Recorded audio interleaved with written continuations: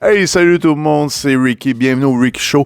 Aujourd'hui, on va parler de la saison 6 de Big Brother qui a commencé dimanche dernier. Pour cette nouvelle saison, nouveau format avec des collaborateurs, un format un petit peu plus court, c'est qu'on va pas reprendre tous les épisodes, vraiment, on va aller sur le principal, sur l'essentiel, sur les highlights. Mais avant de commencer, je tiens à vous souhaiter tous la bonne année. Je prends quand même une petite pause dans le temps des fêtes, fait que je l'ai pas faite, mais j'en profite vraiment pour mon premier épisode de vous souhaiter une très bonne année, surtout la santé, tout ce qui compte vraiment. Si on n'a pas la santé, on n'a rien, puis de vous accomplir aussi, puis passer une belle année. On va revenir au show. Écoutez, la première affaire qui m'a frappé en commençant le show, c'est la robe de Marie-Mé.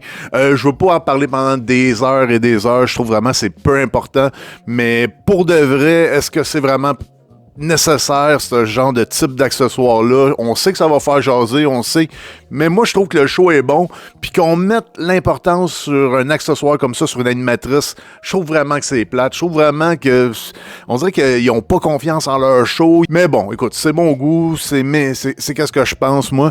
Vraiment, je trouve qu'on en a trop parlé, je veux pas mettre un mot de plus là-dessus. Une autre chose que j'aimerais parler en regardant le show, en regardant qui c'est qui étaient les joueurs, parce qu'on va en reparler un petit peu plus tard, c'est sûr. Mais écoute, j'ai été déçu un peu de voir que, tu sais, ça fait quand même, on est rendu à 4, on va être à 4 saisons de Survivor, on va être à 3 saisons des traites, ils préparent la 4e. Je sais qu'il y a William qui a déjà fait une télé-réalité, mais j'aurais été dans quelque chose de plus compétitif, un peu de plus, tu sais, des télé-réalités un peu plus de stratégie. Moi, j'aurais vraiment aimé ça, voir, ne serait-ce Audrey, qui a été aux traites, ou que, tu sais, peut-être qu'ils attendent un peu, parce que là, on l'a vu beaucoup, on l'a vu dans la saison 2 de Survivor, puis là, ils attendent peut-être un peu, parce que peut-être qu'ils se disent, ouais, on l'a pas mal vu, puis elle va être éliminée tout de suite. Puis je pense que j'étais un peu d'accord, mais il y a d'autres joueurs de télé-réalité que j'aurais aimé voir. Je sais pas, Joël, qui a quand même une grosse base de fans, il a fait la saison 1 de Survivor, puis tu sais, je vois que Sango va faire une deuxième télé-réalité, ça s'appelle Epic, c'est la saison 2, je suis vraiment content pour lui, je trouve ça le fun quand les télé-réalités un peu, va piger dans d'autres trucs de télé-réalité. Je vois pas pourquoi que Big Brother ne le ferait pas. Oui, il y a du monde qui sont super connus là-dedans, il y a des invités, mais il y en a certains que je connaissais pas.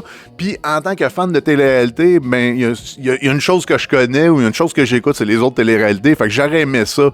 Pas juste aller dans OD ou une fois de temps en temps, ou aller dans les télé-réalités de chant comme William Cloutier. Puis je suis content qu'il soit là, mais ça aurait été vraiment quelque chose de le fun de voir une télé-réalité de compétition représentée à Big Brother Célébrité. Pour de vrai, il y a plein de candidats, que ce soit dans les traites saison 1 ou saison 2, il y a plein de monde qui peuvent être mis à l'écran, puis que ça serait intéressant de voir, là. Fait que, encore une fois, il y a du monde qui vont peut-être dire que je prêche pour ma paroisse, mais ça aurait été quelque chose que j'aurais été vraiment intéressé de voir. Un autre joueur que j'aurais peut-être aimé voir, c'est Jacob, qui a participé au piège de Big Brother. Peut-être qu'ils attendent peut-être pour le mettre dans une autre année, mais je pense vraiment que ça aurait été le fun de le voir. Le gars, il veut jouer à Big Brother, il s'est fait piéger. Oui, il a gagné le 50 000, mais bon, ça aurait été le fun peut-être de le voir. Maintenant, en plus que ça devient une célébrité, puis je pense, en plus, ça aurait fait la bonne pub pour Big Brother le piège. Puis en plus, je sais qu'il va y avoir une deuxième saison, fait que je pense que ça aurait été l'occasion de pouvoir en parler, ça aurait été l'occasion de le voir à l'écran plus, même si d'après moi, peut-être qu'il aurait été éliminé d'un premier parce qu'il fait partie d'aucune clique des vedettes, puis ça, on va en reparler un petit peu plus tard, mais je pense que ça aurait vraiment été intéressant. Puis d'après moi, c'est un bon joueur, je voyais qu'il y a des bonnes bases quand je l'ai vu à Big Brother le piège, je pense peut-être qu'il aurait été capable de se faufiler, là, sans peine. Je reviendrai pas sur tous les participants. En gros, il y en a certains que je connais. Jean-François Provençal, je connais, on va connaître Mona parce qu'elle a déjà joué, c'est sûr. William Cloutier, on a entendu parler. Normand D'Amour, c'est un comédien quand même assez connu. Mais il y a plein d'autres mondes, puis ça, j'aime ça quand même, du monde que je connais un petit peu moins. Ça me dérange pas. Je sais qu'il y a bien du monde qui se brigue, qui font comment, mon Dieu, c'est pas des célébrités ou, tu sais, moi je connaissais Émilie Bégin, je connaissais une certaine personne, mais j'aime ça découvrir aussi du monde grâce à Big Brother Célébrité, je trouve. Puis en même temps, tu sais, Big Brother normal, c'est du monde vraiment pas connu. Fait qu'il y ait du monde un petit peu moins connu, ça change pas grand-chose. J'ai bien aimé le jeu en partant de Normand qui, au début, on le voit rentrer avec une canne. J'étais un peu inquiet, je me disais, mon Dieu, il va-tu se planter dans les premiers jeux? Va-tu avoir de la misère à faire les défis? Mais non, Normand n'aurait pas nécessairement, selon ses dires, besoin d'une canne. Probablement qu'il a tombé sur la glace qu'il y a eu là, dernièrement, mais qu'il s'en est remis. Puis il va se servir un peu de la canne pour attirer la pitié, puis ça va marcher. À la première occasion, je pense que c'est Émilie Bégin qui dit, écoute, t'as une canne déjà, t'as déjà un handicap, fait que on va t'aider, on va te laisser la clé. Puis lui, tout candidement, ben, il va prendre la clé. Puis après ça, on va comprendre, on le voit un peu pas vraiment utiliser sa canne, pas vraiment avoir mal. Puis il nous dit qu'il va attirer la pitié grâce à ça. Bravo Normand, écoute, le gars, d'après moi, qui était le plus spoté, le gars qui a été le plus étudié, a quand même réussi à s'en sortir avec un petit tour de passe-passe. J'ai trouvé ça génial. Revenons un peu aussi là-dessus.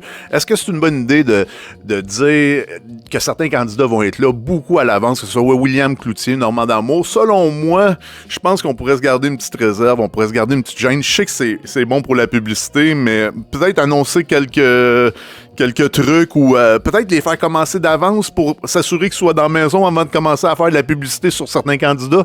Je pense vraiment qu'il y aurait peut-être quelque chose à façonner parce que moi, si je serais un joueur, c'est sûr que Normand D'Amour, j'aurais écouté qu'est-ce qu'il a fait dernièrement, j'aurais essayé de savoir le plus possible sur sa vie, j'aurais même peut-être envoyé une demande d'amis Facebook, essayer de montrer que je m'intéresse à lui, mais bon, est-ce que les autres candidats ont fait ça? Il y a beaucoup de gens qui avaient l'air à vouloir jouer avec Normand, à le trouver dangereux. Fait qu'il y a du monde qui l'ont étudié, du monde qui savent c'est qui. Je trouve vraiment que c'est peut-être un handicap pour lui. Puis même peut-être un plus. Puis ça, c'est quelque chose un peu que j'aime pas quand quelqu'un rentre avec soit un avantage ou un désavantage dans la maison. C'est compliqué, surtout quand c'est à cause de la prod qui ont décidé de le sortir bien d'avance. J'étais un petit peu contre, fait que je serais peut-être plus pour que les gens rentrent un petit peu plus d'avance dans la maison. Fait comme ça, tout le monde aurait la même information sur tout le monde. Puis il y a aussi William que tout le monde un peu savait. Fait que tout le monde peut l'étudier un peu, savoir qu'il a gagné 2 téléréalités. Il aurait pu cacher ça un peu, il aurait pu, mais là le monde le connaisse, fait que c'est trop tard pour lui là. Je trouve vraiment c'est dommage, puis c'est peut-être quelque chose que la prod devrait regarder dans les prochaines saisons. Nouveauté au Ricky Show, on va avoir des chroniques maintenant, je vous en ai parlé tantôt, c'est John Lacruz qui va faire la première chronique, probablement qu'il va revenir à tous les épisodes, puis j'y ai donné carte blanche, fait que John Lacruz va arriver avec des thèmes, va arriver avec un sujet, c'est un gars qui essaie de percer sur le web depuis longtemps, c'est un gars qui travaille fort, c'est un gars qui est quand même un humour assez spécial. J'espère que vous allez l'aimer. Fait que, écoute, je te passe le micro, John. Bon, je pense que ça marche. Bonjour, c'est John Lacruz. Comment allez-vous? Aujourd'hui, j'aimerais vous parler de quelque chose je crois que c'est important dans le jeu de Big Brother. Et la chose importante, c'est vraiment l'importance des humoristes dans le jeu. Les humoristes sont très drôles à la télévision ou dans les spectacles, mais dans le jeu de Big Brother, ils sont très dangereux. Je voulais vous dire que c'est pire qu'une infection.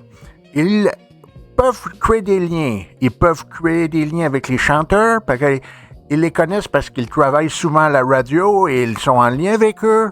Ils sont en lien avec les comédiens parce que des fois, les humoristes vont faire de la comédie, ils vont jouer dans des émissions, ils sont partout.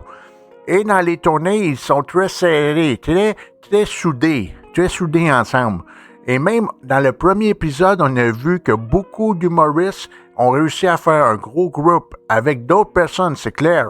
Mais c'est sûr que tu fais pas une alliance de 10 personnes au début, dans le premier épisode, sans connaître personne. Donc, il faut pas mettre de côté tous les liens que les gens sont capables de faire entre eux.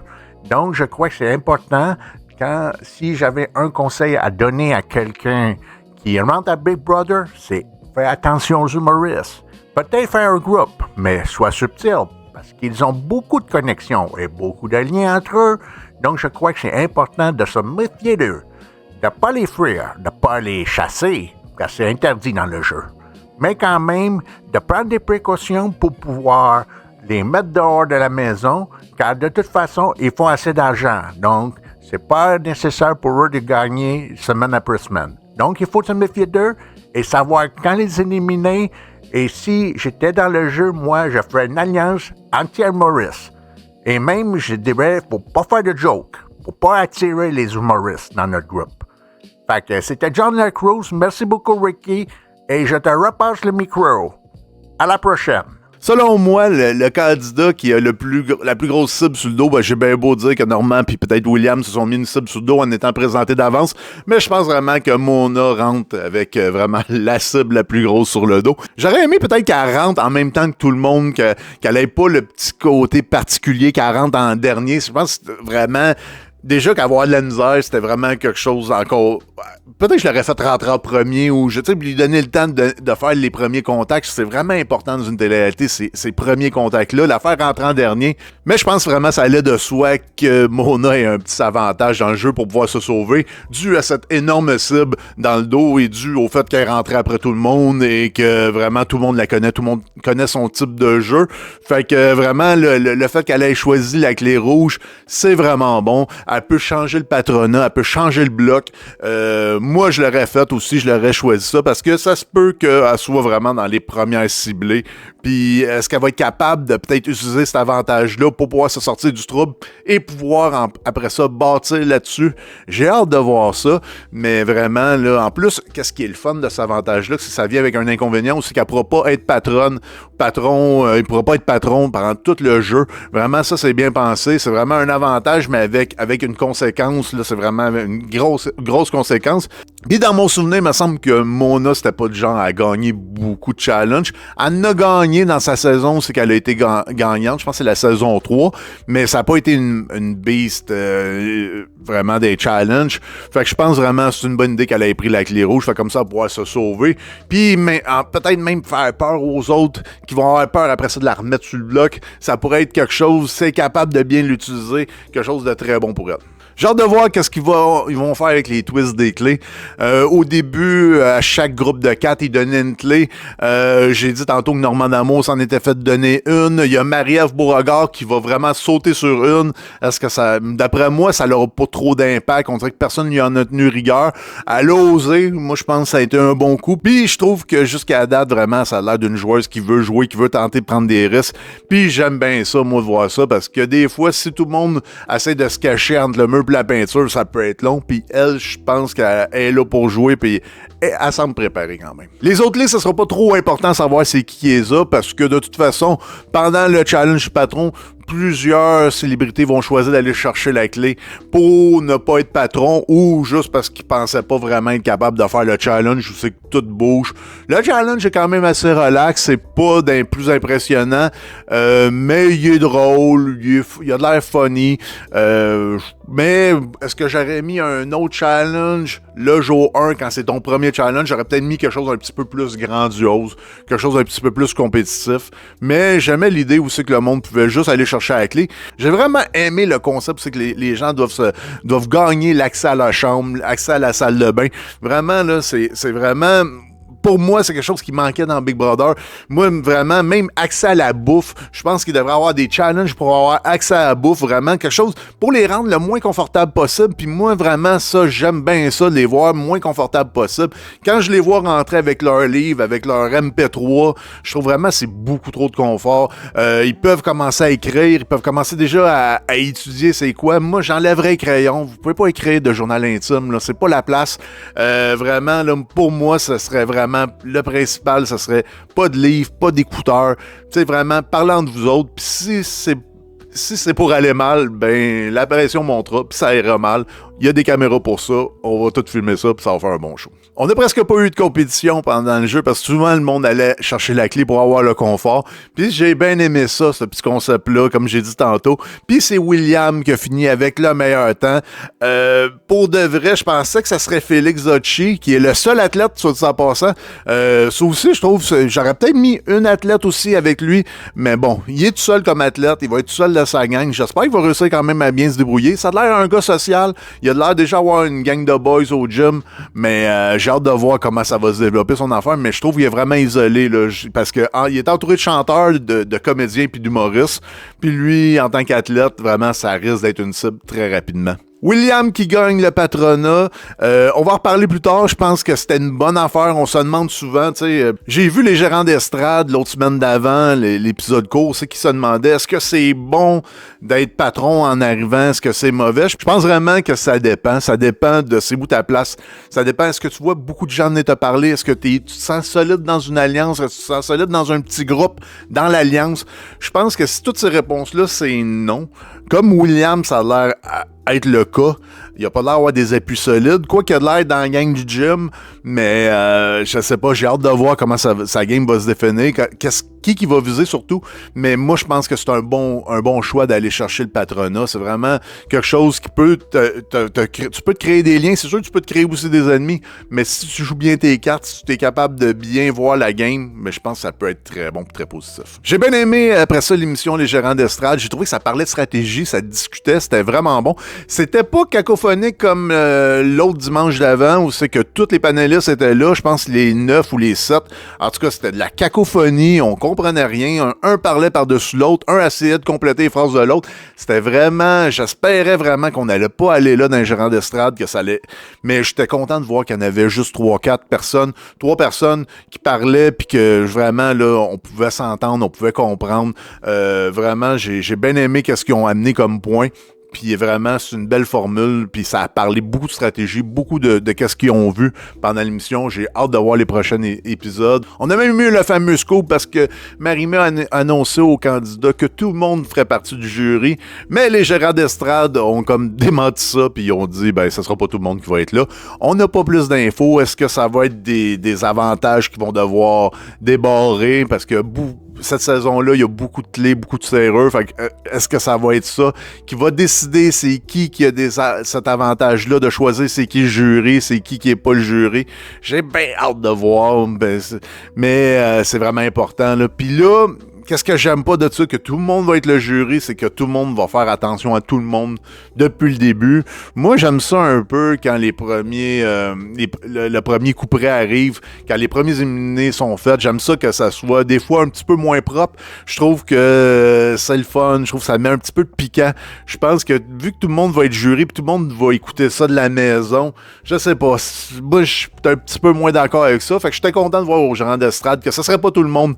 Fait que certaines personnes aurait d'après moi le pouvoir de choisir c'est qui un peu plus le jury. Le coup de la semaine, je le donne à William Cloutier qui est devenu patron. Je pense qu'il a bien fait de prendre le risque d'être patron. Puis tu pouvais vraiment prendre le risque de pas tu sais là, tu prenais vraiment un risque en étant patron. Ce patronat-là, c'était pas un gros groupe qui se bataillait. On avait vu ça un peu avec les cartes. Tu sais que c'est qui avait le plus de peinture. C'était quasiment du hasard si tu devenais patron. Là, vraiment, tu choisissais d'être patron. Tu savais c'était qui était patron. Puis si tu voulais être contre cette personne-là, ben tu te lançais dans le patronat, sinon tu allais chercher la clé. Puis ça l'a engagé aussi que si tu le battais pas, ben Marie-Mé, elle disait tu l'avais essayé. Fait que ça pouvait aussi se revirer contre toi. Fait que j'ai bien aimé que William y aille. Puis tous les joueurs qui ont été, j'aurais trouvé ça plate pour de vrai que personne essaye d'avoir le patronat. C'est un risque d'avoir le patronat. C'est sûr qu'on peut se faire des adversaires, mais on contrôle un peu la game. Puis je pense qu'il y a moyen de bien jouer ça, là, en ayant le contrôle, même si tout le monde se dit on essaie d'être le plus invisible possible au début, je pense quand même qu'il peut avoir des avantages d'être patron. Puis en plus, tu te gardes une semaine de plus. Puis dans le jeu de Big Brother Célébrité, une semaine de plus, c'est 7500 pièces dans ton compte de banque. Fait ça se prend bien. Moi, j'aurais essayé le patronat, j'aurais essayé de le jouer. Parce que surtout quelqu'un qui vient de la musique, qui vient des télé-réalités, peut-être qu'il y a moins de contact avec les autres, peut-être. Fait que à suivre, j'ai hâte de voir ça, comment ça va se définir son patronat, qui va choisir, est-ce qu'il va écouter l'alliance principale, la good vibe, est-ce qu'il va s'écouter lui, est-ce qu'il va aller piger dans cette alliance-là, j'ai bien hâte de voir ça, mais on voyait vraiment que le monde qui était dans good vibe avait peur de sa décision, il fait pas partie de l'alliance principale de 10, puis j'ai vraiment hâte de voir ça. Le moins bon coup, je parle d'Émilie Bégin. Je pense à Émilie Bégin qui a créé une alliance, le point zéro. Je sais pas si c'est elle qui l'a créé, le 0.5, mais je sais qu'elle a invité un peu tout le monde. Puis à vouloir être amie avec tout le monde, être gentil avec tout le monde, mais t'es pas ami avec personne, puis t'es gentil avec personne. Fait qu'à vouloir plaire à tout le monde, souvent ça peut se revirer contre toi. Puis je pense que ceux qui vont en prendre l'ascendant de ça, c'est ceux qui s'en ont rendu compte que tout le monde faisait partie de ça. Puis je pense que c'est eux qui ont créé l'alliance Good Vibe. Je sais pas c'est qui vraiment qui a créé toutes ces alliances-là, mais parce que des fois, on voit pas tout à l'écran, mais je pense vraiment qu'en réaction à cette alliance-là, il y a une grosse alliance qui s'est formée, puis vraiment, Émilie en fait pas partie. Puis est-ce que ça veut dire que les autres joueurs vont se dire, elle parle à tout le monde, elle est pas capable de tenir sa langue? Je sais pas qu'est-ce que les autres vont penser de ce move-là, cette affaire-là, mais je pense vraiment que c'était pas bon pour elle, puis est en danger cette semaine. Un autre aussi qui aurait pu faire un meilleur move, Étienne, je pense que toute son alliance, il disait vas-y, puis vu que tu veux rester dans les bonnes grâces de ton alliance, tu veux avoir un top 3 dans ton alliance, tu veux être fort dans ton alliance, mais je pense qu'il aurait dû y aller à défaut de perdre, à défaut de pas réussir. Je pense vraiment qu'il aurait dû s'essayer, ne serait-ce que pour faire bonne impression puis dire regardez gang, je me suis battu pour vous autres. Je pense qu'il a perdu une petite occasion là. Est-ce que ça va avoir beaucoup de conséquences? Je pense pas. Fait que je pense vraiment que le moins bon coup de la semaine, c'était vraiment Émilie, là. Pour la guerre des alliances, je pense vraiment que Good Vibe, jusqu'à date, a de l'air être l'alliance principale. Il y a probablement plein de petites alliances qu'on n'a pas vues, plein de duos, plein de trios qui sont formés, mais vraiment le Good Vibe, qui a de l'air être l'alliance des humoristes élargie, un peu comme on a parlé tantôt, les humoristes sont très forts à Big Brother, c'est du monde qui côtoie les comédiens, qui côtoie les chanteurs, ils animent des shows. C'est vraiment, moi, si je serais un joueur de Big Brother, c'est sûr que je m'attaquerais aux humoristes en partant, ou je penserais peut-être créer quelque chose contre les humoristes, parce que c'est eux autres souvent qui gagnent.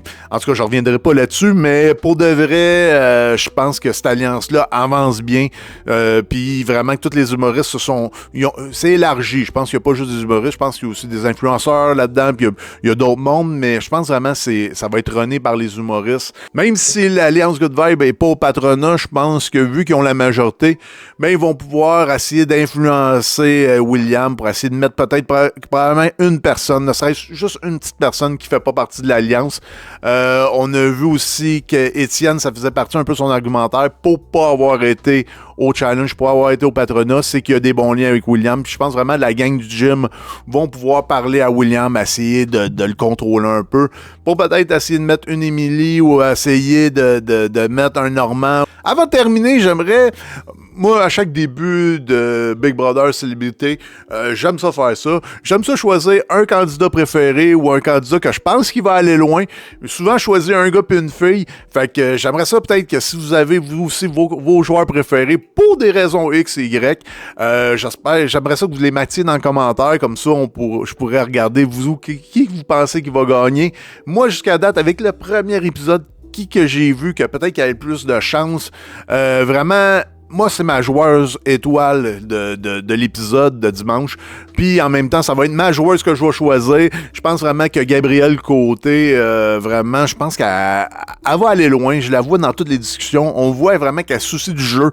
Elle a une connaissance du jeu. Elle essaie de savoir c'est qui est le patron, c'est qui les influences, c'est qui les groupes. J'ai vraiment aimé toutes les discussions qu'elle a eues. Je sens vraiment qu'elle est en contrôle, en ce moment, en tout cas. Fait que vraiment, pour moi, je pense qu'elle va se rendre loin. Est-ce qu'elle pourrait gagner? J'espère pour elle. Vraiment, c'est quelqu'un qui s'intéresse au jeu de Big Brother. Elle a eu un balado avec Richardson Zephyr. Fait que je pense vraiment que c'est quelqu'un qui pourrait nous surprendre. Puis vraiment, elle, je la mets à mon top pour les personnes qui pourraient gagner. Côté gars, j'y vais vraiment du champ gauche avec Jean-François Provençal, un gars de l'humour absurde, un gars, comme il a dit, il aime ça penser en dehors de la boîte. Est-ce qu'il pourrait nous sortir un lapin de son chapeau? Je pense pas que les autres vont le voir comme une menace. Un peu comme Normand D'Amour qui est arrivé avec sa canne, lui est arrivé avec un gros chandail de chien. Je pense vraiment qu'il a pas de l'air dangereux, il a pas de l'air du gros gamer. Puis je pense que ça va être le gars qui va se mettre un petit peu à l'écart au début pour peut-être un petit peu frapper plus tard. J'étais content, il a de l'air à vouloir jouer, il a de l'air à vouloir faire des stratégies. J'ai bien hâte de le voir.